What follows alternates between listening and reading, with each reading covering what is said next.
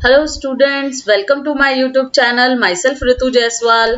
BO का हमने business administration या बिजनेस ऑर्गेनाइजेशन का हमने एक लेक्चर रिकॉर्ड किया था प्लानिंग का, और ये उसका रिमेनिंग लेक्चर है। आज इस लेक्चर में चैप्टर कवर हो जाएगा। तो बच्चों, अगर आपने पहले वाला लेक्चर नहीं देखा है तो उसका मैंने डिस्क्रिप्शन बॉक्स में रख दिया है लिंक, प्लीज आप वहां से देख सकते हैं। उसके बाद इसको आप कैरी ऑन कर सकते हैं। तो चलिए हम स्टार्ट करते हैं अपना lecture.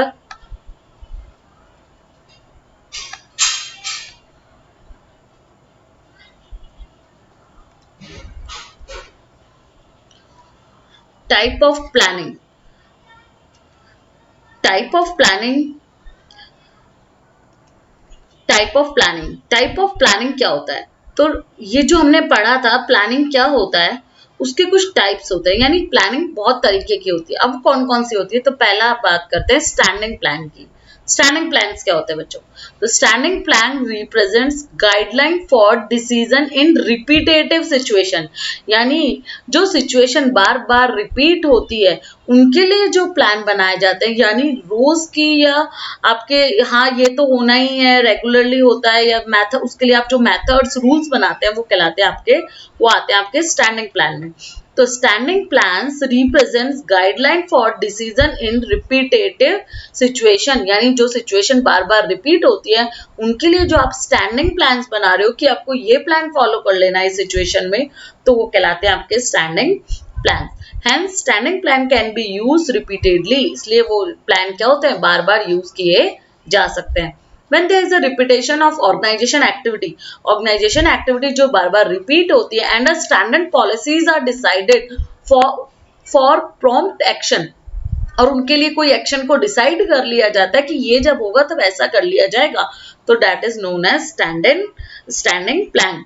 Policies, methods, rules are decided for a long period of time in planning process. It helps the subordinates to take promote decision regarding the related matter. ये help करता है किसकी?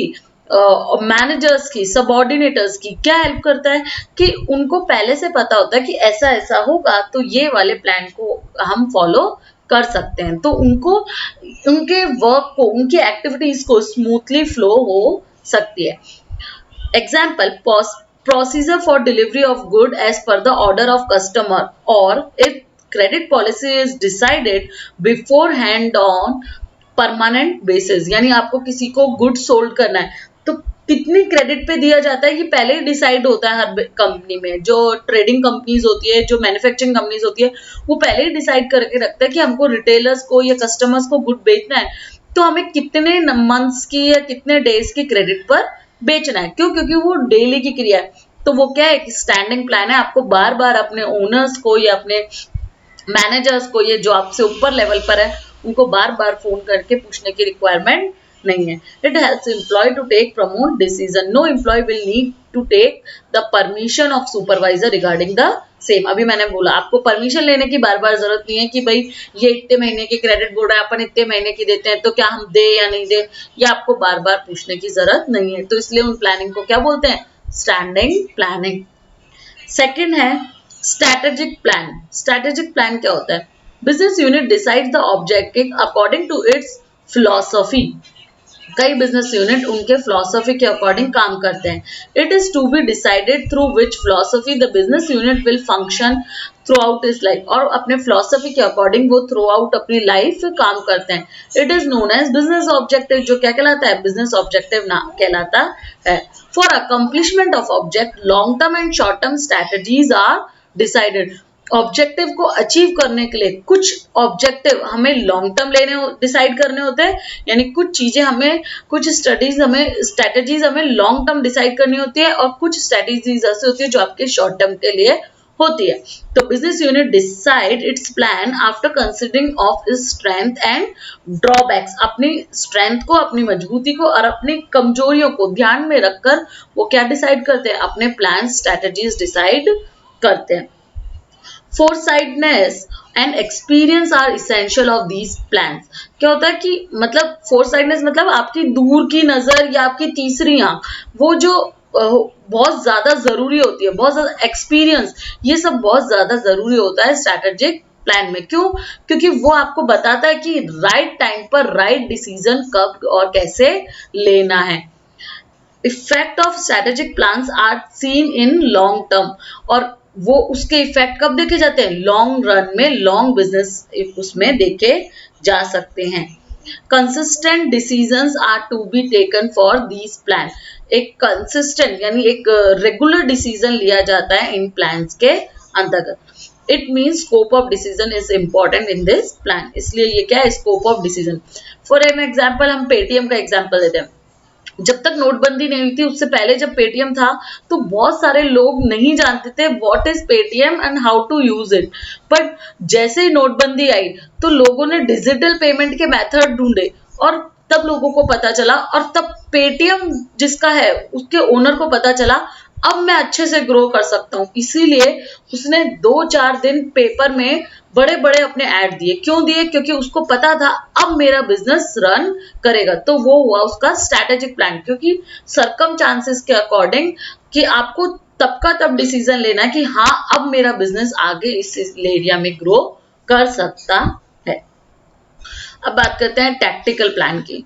For the accomplishment of business objective, short term plans, बच्चों ये ध्यान रखना, इसमें short term plans are prepared by middle level of management, it is known as tactical plan.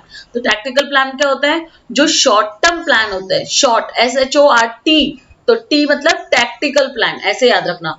तो जो शॉर्ट टर्म प्लान होते हैं वो आपके क्या कहलाते हैं? टैक्टिकल प्लान कहलाते हैं, जो मिडिल लेवल मैनेजमेंट द्वारा लिए जाते हैं। These plans which usually span for 1 year और लेस, जो 1 साल या उससे कम के लिए जाते हैं। These plan clarify short term objective, और वो आपके बिजनेस के शॉर्ट टर्म ऑब्जेक्टिव को क्या करते हैं? सिंप्लीफाई करते हैं, क्लैरिफाई करते हैं। Hence business activity remain goal oriented and take place in a systematic manner। क्यों? बड़े ऑब्जेक्टिव को पाने के लिए आपको छोटे छोटे पहले एक एक स्टेप चलना पड़ेगा। तो वो स्टेप चलने के लिए आप जो छोटे छोटे डिसीजन ले रहे हो, जो छोटे छोटे प्लान बना रहे हो, वो आपके क्या कहलाते हैं? टैक्टिकल प्लान्स कहलाते हैं। जैसे आपने सोचा कि मुझे सीए बनना है, पर सीए ऐसा नहीं है कि मैं 5th स्टैंडर्ड में आई और मैं सीए का एग्जाम देने, सीए फाउंडेशन का, सीए फाइनल का एग्जाम देने चले जाऊँ।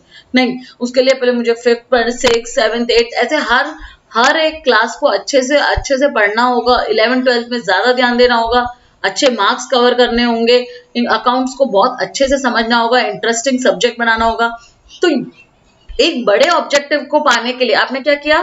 छोटे छोटे स्टेप्स आप फॉलो करते जा रहे हो, छोटी छोटी चीजों के लिए आप प्लान बनाते जा रहे हो। इसलिए वो क्या हुआ? सिस्टमैटिक मैनर में हुआ। तो it is concern with what the departmental head and employ must do. ये किस, अगर बिजनेस में देखें तो डिपार्टमेंटल हेड क्या काम करते हैं, एम्प्लॉय क्या काम करते हैं, ये उससे कंसर्न रखते हैं। Specialise knowledge and skill are necessary for formation of these plan, और आप को एक स्पेशलाइज नॉलेज और स्किल की रिक्वायरमेंट, एक्सपीरियंस की रिक्वायरमेंट होती है इन प्लान्स को फॉर्मुलेट करने के लिए। ठीक है, ध्यान रखना, ये 1 साल और उसके कम के लिए होते हैं और शॉर्ट टर्म के लिए बनाए जाते हैं। ऑपरेशनल प्लान, ये तो नाम से समझ आ रहा है, रूटीन की जो ऑपरेशन होते हैं, रूटीन के बिजनेस में जो ऑपरेशन होते हैं उनके लिए जो फिक्स प्लान बना लिए जाते हैं, मंथली, क्वार्टरली या वीकली जो प्लान बना लिए जाते हैं उनको कहते हैं ऑपरेशनल प्लान, और वो रूटीन में फॉलो होते हैं। तो operational plans are the specific result expected plan from the department, work group और इंडिविजुअल। आपसे एक्सपेक्ट किया जाता है, जैसे किसी बिजनेस में 8 या 10 घंटे काम करना है, किसी ऑफिस में पहले से ही प्लान है कि भाई हर वर्कर जो भी लेगा वो 8 घंटे या 10 घंटे काम करेगा, संडे को 1 छुट्टी मिलेगी। तो वो एक फिक्स प्लान है जो सबको रेगुलरली, इंडिविजुअल को रेगुलरली फॉलो करना है, तो कहलाएगा ऑपरेशनल प्लान। क्यों? क्योंकि बिजनेस को प्रॉपर्ली ऑपरेशन करने के लिए हर व्यक्ति को 10 घंटे काम करना ही है। Generally these plans are for short duration as for 1 year। Monthly, quarterly, weekly भी हो सकता है। Production plans are made for achievement of objective of annual production. These plans are made by departmental head for implementation of strategic plan. Strategic plan बनाने के लिए आपको जो daily routine पर या मंथली या क्वार्टरली रूटीन पर जो प्लान्स बनाने पड़ते हैं वो कहलाते हैं आपके ऑपरेशन प्लान। चलिए नेक्स्ट चलते हैं, single use plan. Single use plan नाम से समझ में आ रहा है कि ऐसा प्लान जो आपने किसी स्पेसिफिक या किसी स्पेशल सर्कमस्टांसेस में या किसी स्पेशल ऑब्जेक्टिव के लिए बनाया है, वो कहलाता है आपका सिंगल यूज प्लान, जो खाली आपके इसी साल काम आएगा या इसी बार काम आएगा या इसी सिचुएशन में काम आएगा, नेक्स्ट सिचुएशन में काम नहीं आएगा, वो कहलाएगा सिंगल यूज प्लान। तो a useful plan is prepared for achievement of special objective. अभी मैंने आपको बताया एक स्पेशल सर्कमस्टांसेस, एक स्पेशल ऑब्जेक्टिव के लिए आप जो प्लान बना रहे हैं वो कहलाएगा आपका single use plan. This plan is made for special activity, एक स्पेशल एक्टिविटी के लिए बनाया जाता है। One time plan is applied for to those activity, और एक ही टाइम वो प्लान बनाया जाता है। विच डू नॉट रीअकर, मतलब दोबारा वो अकर नहीं होगा। For example for the activity like ship making, construction of house, जैसे आपको एक घर बनाना है तो ऑफकोर्स आप एक बार बनाओगे, फिर रिकंस्ट्रक्शन तो हम 50 साल तक भूल जाओ, तो वो क्या है, एक सिंगल यूज प्लान है। नेक्स्ट चलते हैं कंटिजेंसी प्लान।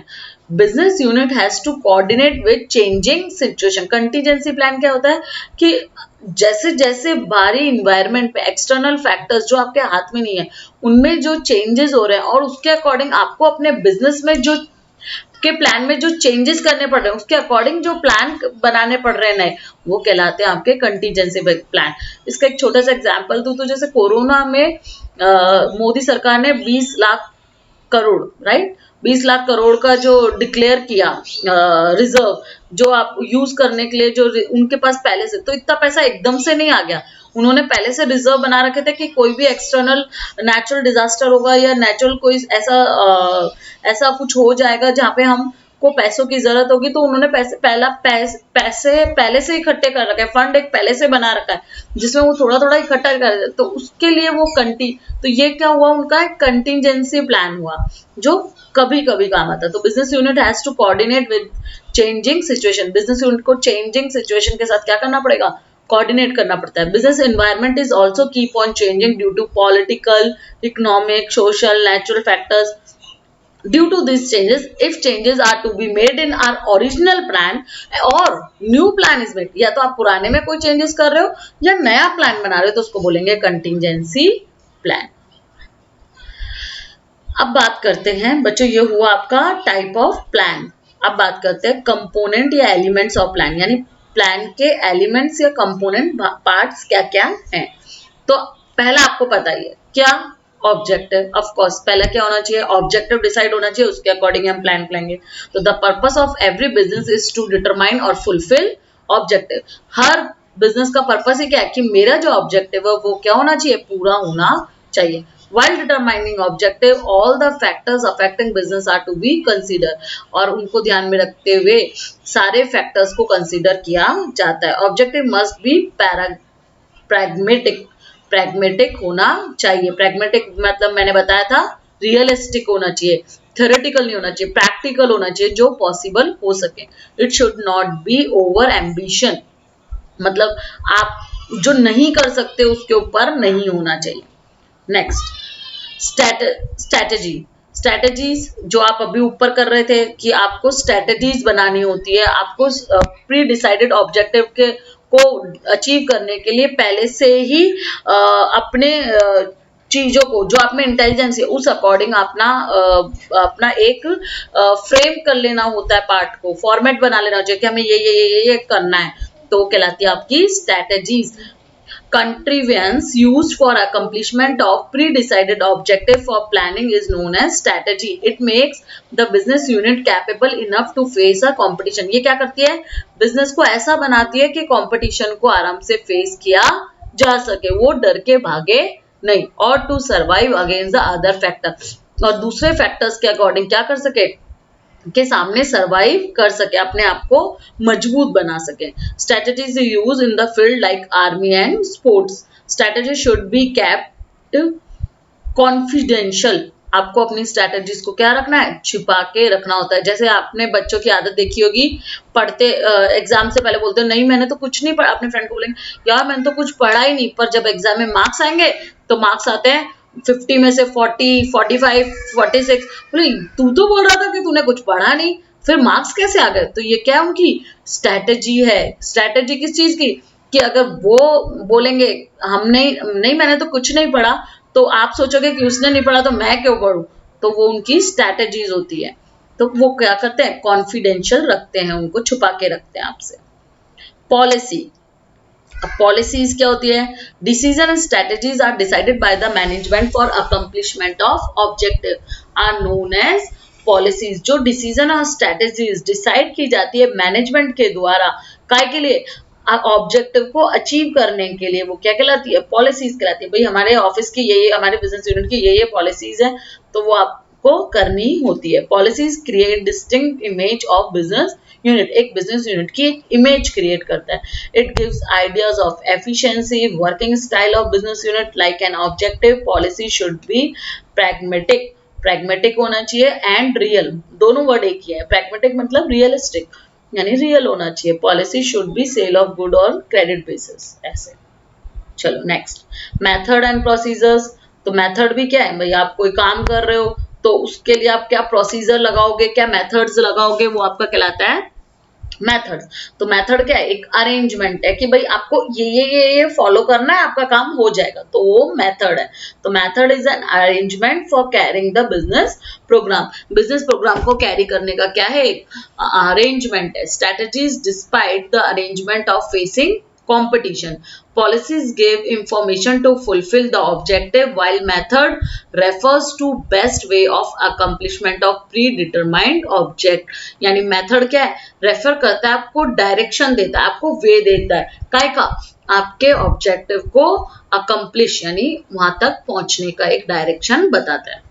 एक एग्जाम्पल दिया है इसने, a business unit tries to fulfil the objective of annual sale on the basis of figure available on quarterly sale. एक बिजनेस यूनिट क्या करेगा, मैंने डिसाइड किया कि मेरे को 5 लाख प्रोडक्ट की एनुअल सेल करनी है, और फिर मैंने देखा कि पहले क्वार्टर में कितनी हुई, तो मानो पहले क्वार्टर में 1 ही लाख हुई, तो मेरे को तो 5 लाख बेचना है, और क्वार्टर होते हैं 4, तो 1 लाख के हिसाब से आगे 3 में 3 बिक जाएंगे, तो ऐसे तो फिर एनुअल में 4 ही हुए। तो फिर मेरा ऑब्जेक्ट तो डिसाइड किया था, वो तो मिला ही नहीं, मुझे अचीव ही नहीं हुआ। तो मेरे को क्या करना पड़ेगा, पहले क्वार्टर में देखा कि भाई 1 ही लाख हुआ, तो मुझे सेकंड क्वार्टर में कुछ इंप्रूवमेंट करना होगा ताकि मेरी सेल धीरे धीरे इंक्रीज हो चुके। फिर मैंने सेकंड क्वार्टर में देखा, तो मानो सेकंड क्वार्टर में वैसे 1.25 होना चाहिए था, या फिर उससे ज्यादा होना चाहिए था, और मानो 1.15 हुई, तो मुझे फिर थर्ड क्वार्टर में और इंप्रूवमेंट करना होगा। तो ये होते हैं आपके मेथड्स एंड प्रोसीजर्स। नेक्स्ट है rules. Rules are necessary to accomplish the function of planning. आपने पहले ही रूल बना रखा है कि कोई भी एम्प्लॉय 8 घंटे से पहले ऑफिस से बाहर नहीं जाएगा, ये कम से कम 8 घंटे काम करना जरूरी है। तो वो क्या आपके ऑफिस का रूल है, और वो बनाना जरूरी होता है किसके लिए, कि आपने जो ऑब्जेक्टिव डिसाइड किया वो तभी अचीव हो सकता है जब इतने लोग इतने घंटे काम करें। तो वो बनाने क्या होते हैं, जरूरी होते हैं। Rules are necessary to accomplish the function of planning. Rules decides the procedure and give a clear understanding. आपको क्लियर अंडरस्टैंडिंग देते हैं कि भाई 4 लोग हैं, 4 घंटे रोज काम करेंगे या 8 घंटे रोज काम करेंगे, तभी ये काम साल भर में हो जाएगा। इट इंश्योर डिसिप्लिन, और ये एम्प्लॉइज में क्या करता है, एक डिसिप्लिन भी लाता है कि भाई 8 घंटे आपको वर्किंग करनी है, अगर 8 घंटे से कम होता है तो आपका हाफ डे होगा, 4 घंटे से कम होता है तो आपका फुल डे चला जाएगा। तो ये क्या एम्प्लॉइज में क्या है, डिसिप्लिन रूल है। ऐसा नहीं, अगर नहीं बनाओगे तो क्या होगा, एक बेचारा 10 घंटे तक काम करता रहेगा और एक 2 घंटे में भाग जाएगा। तो ये बनाने जरूरी होते हैं। Rules make accomplishment of objective and supervision easy, और ये क्या करता है, सुपरविजन करने में भी इजी होता है।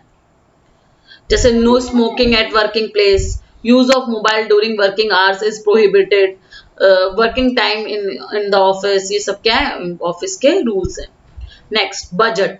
अब बजट भी क्या है, एक प्लानिंग का एक पार्ट है, क्योंकि आपको पहले डिसाइड करना होता है कि भाई मेरी चादर इतनी है तो मैं इतने ही पैर पसार सकता हूँ। यानी अगर मेरे पास 1 लाख रुपए है और मैं सोचूं कि मैं एक बड़ी लैंड भी खरीद लूं, बड़ी बिल्डिंग खरीद लूं, 1000 एम्प्लॉइज को रख लूं, दैट कांट बी पॉसिबल। तो वो क्या है, बजट आपका एक इंपॉर्टेंट टूल होता है। आपको पहले डिसाइड करना होता है भाई मेरे पास 1 लाख रुपए, तो मैं इतना काम कर सकता हूं इसके अंदर इस साल। तो budget is used as a tool of control for accomplishment of business objective. Different type of budgets are prepared, like capital expenditure budget. Capital expenditure मतलब जो एक्सपेंडिचर आप लॉन्ग के लिए करते हैं। जैसे लैंड खरीदो तो कैपिटल एक्सपेंडिचर है, मशीन खरीदो तो कैपिटल एक्सपेंडिचर है, sales budget, production cost budget, cash budget etcetera. Budget keeps control over the business activities and make management efficient one. तो बजट क्या करता है, कंट्रोल रखता है एक्टिविटीज पे। जैसे आपकी पॉकेट मनी का बजट मम्मी पहले डिसाइड कर देती है कि भाई मैं आपको महीने के या वीक के 100 रुपए दूंगी, तो आप अपने महीने की पूरी एक्टिविटीज को 100 रुपए के अंदर ही पहले प्लान कर लेते हो। आप सोचो कि नहीं आज तो मैं अपने 10 फ्रेंड्स को रियल पैप्रिका में या फिर पिज्जा हट डोमिनोज में पार्टी दूंगा, तो that is not possible in 100 rupees. इसलिए आप क्या करते हो, अपने बजट के अकॉर्डिंग फिर क्या करते हो, काम करते हो। लास्ट है आपका programme. Programme is a sequence of activity. Programme क्या है, जैसे आप कंप्यूटर में प्रोग्राम्स लिखते हो तो वो प्रोग्राम क्या है, सीक्वेंस एक्टिविटी। अगर आपने एक भी स्टेप मिस कर दिया तो आपके प्रोग्राम का रिजल्ट प्रॉपर नहीं होता है। इसी प्रकार से बिजनेस में भी, प्लानिंग में भी प्रॉपर स्टेप्स होने चाहिए, प्रॉपर प्रोग्रामिंग होनी चाहिए हर काम की। तो प्रॉपर प्रोग्रामिंग होगी तभी रिजल्ट क्या होगा, बेस्ट होगा। तो प्रोग्रामिंग क्या है, एक सीक्वेंस ऑफ एक्टिविटी है undertaken by business unit if the work is done according to the programme. अगर आपने जो प्रोग्राम डिसाइड किया उस अकॉर्डिंग आप काम करते हो तो प्रॉब्लम्स डू नॉट अराइज। तो जो ऑब्जेक्टिव आपको गोल अचीव करना है उसमें कोई भी प्रॉब्लम नहीं आएगी। The function of a management is not only to see that the work carried out according to the program but also to compare it with the standard। सिर्फ यही नहीं देखना है उसको कि प्रोग्राम के अकॉर्डिंग काम हो रहा है, उसको ये भी देखना है कि प्रॉपरली स्टैंडर्ड्स जो आपने अकाउंट्स रूल्स बनाए, जो स्टैंडर्ड्स बनाए वो प्रॉपरली फॉलो हो रहे हैं या नहीं हो रहे। Along with this to take corrective step if any division is found. अगर कुछ गड़बड़ हुई है या कुछ आपको गलत लगता है वहां पे, तो एक प्रॉपर डिसीजन, करेक्टिव स्टेप लेना भी बहुत जरूरी है। चलो स्टूडेंट्स, आपका ये चैप्टर खत्म हुआ। Thank you students. अगर आपको मेरा वीडियो पसंद आया तो प्लीज इसे शेयर कीजिए, लाइक कीजिए एंड सब्सक्राइब कीजिए। और दोबारा बता दूं कि इसका पहला पार्ट मैंने आपको पहले ही अपलोड कर दिया था। इसका डिस्क्रिप्शन में आपको लिंक बॉक्स कमेंट, इसका लिंक मैं आपको कमेंट बॉक्स में रख दूंगी। और इससे रिलेटेड आपको कोई भी प्रॉब्लम हो तो आप मुझे कमेंट बॉक्स में कमेंट कर सकते हैं और क्वेरी कर सकते हैं। Thank you students. Mama?